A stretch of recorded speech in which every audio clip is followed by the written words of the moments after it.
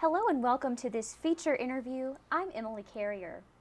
Emory and Henry College announced Friday that it will dramatically cut per credit hour summer tuition in more than half, from $465 to $200. E&H is also adding a third summer term from July 21st to August 8th. Here to explain the decision and what this means for students and the college, I've invited Vice President for Academic Affairs and Dean of Faculty, David Haney. Dean Haney, thank you for being here today. Oh, I'm happy to be here. I want to start with asking you, who was involved in this decision? Well, the idea came up in a conversation between or among Dirk Wilmuth, the Chief Financial Officer, Benita Baer, the Associate Vice President for Business and Finance, and myself. And we've been struggling with the idea of with what to do about summer school. Enrollments have been declining in summer school, and I think there's a lot of reasons for that. Students have so many opportunities to take courses online, take courses at their home colleges, and so we thought we would just review the financial structure of the summer school operation and kind of see what we could do. And one of the issues is that community colleges obviously charge a much lower per credit hour tuition rate, give very good courses, and a lot of our students would go there to take courses in the summer partly because it's so much cheaper than taking them here. So, Dean Haney, what is the process of trying to raise or lower tuition over the summer at Emory and Henry? Well, it's different. It's really, the summer tuition is really an administrative decision. The president can decide that. Now, the overall tuition and fees for the college are set by the Board of Trustees every year, but we can adjust the summer tuition locally. And when did this talk of lowering summer tuition begin? I guess it was in the fall. It began a little bit later than I would have liked it to, because we've kind of had to scramble to get the word out and get all the structures in place to do it. But it was in the fall that we started to have these conversations. And by cutting this per credit hour fee over the summer, do you anticipate any financial deficit on the college's part?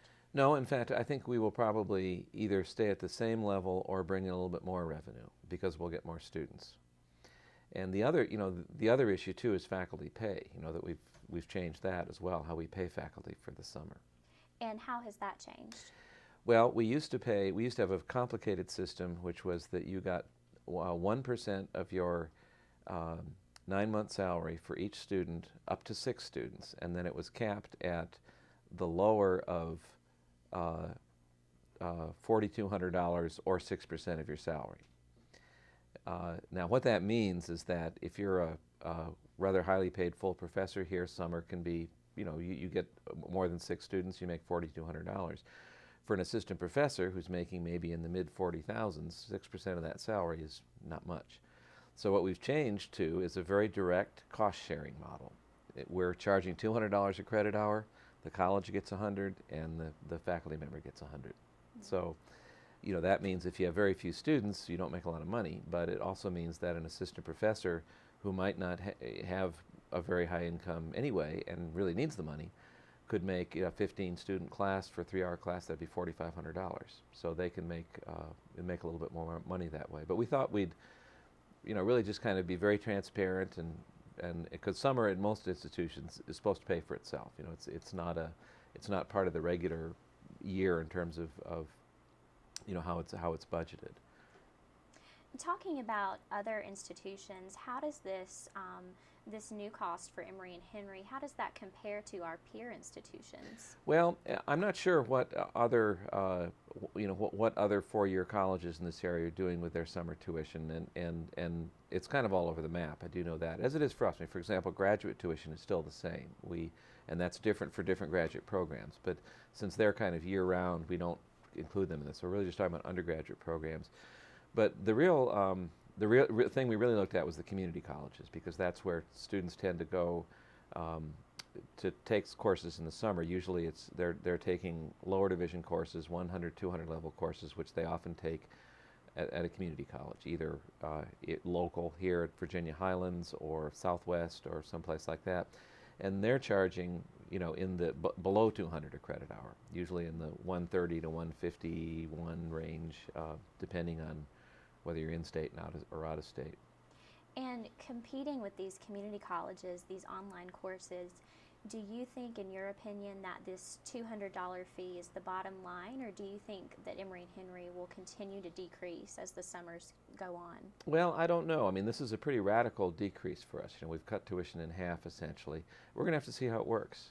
I mean, many colleges are experimenting with their summer programs because enrollment is down, and many places, especially when you're not in a large urban area and people go home in the summer, and we're such a residential college that we have a lot of people going home during the summer. And the other thing is that we are going to do a little bit more online in the summer. For example, we're going to teach an online Spanish 1 and Spanish 2 this summer. I'm not even sure that's even on the books yet, but we will, because that way people can take an Emory and Henry course without having to be at Emory and Henry. Or at least not. I think we'll bring them in for the final exam probably, but they could take the course from home. And Dean Haney, what are your personal thoughts on these changes? As a student, when you were in college, did you take summer courses? I did, and my parents paid for it. So that was my personal perspective. I don't think I had a clue what the tuition was at McAllister College in St. Paul. I probably should have. I think today's students are a little more savvy about that, and of course many of our students are really financing their own education too. So, it is a concern for them. I think it's an opportunity for us to offer more courses, more Emory and Henry courses to students during the summer. Now, the other thing that I think most students are aware of, but maybe not everyone is that if you take a course at a community college and you transfer it back in, we take the credit, but we don't take the grade point average. So it doesn't affect your GPA. So you could get a series of A's in summer courses, and when they come back to Emory and Henry as transfer courses, from the GPA standpoint, there's no difference between that and a C or a B. So I think many students would like to take the opportunity in summer to pull the grade point average up sometimes, and you have to do that with a Emory and Henry course. Well, Dean Haney, I appreciate you coming and explaining this to me today. Okay, well, thanks, Emily. I'm happy to anytime. And thank you for joining us. This has been your EHC TV feature interview. For Dean Haney, I'm Emily Carrier. And now we'll send it over to Austin Bunn with the sports update.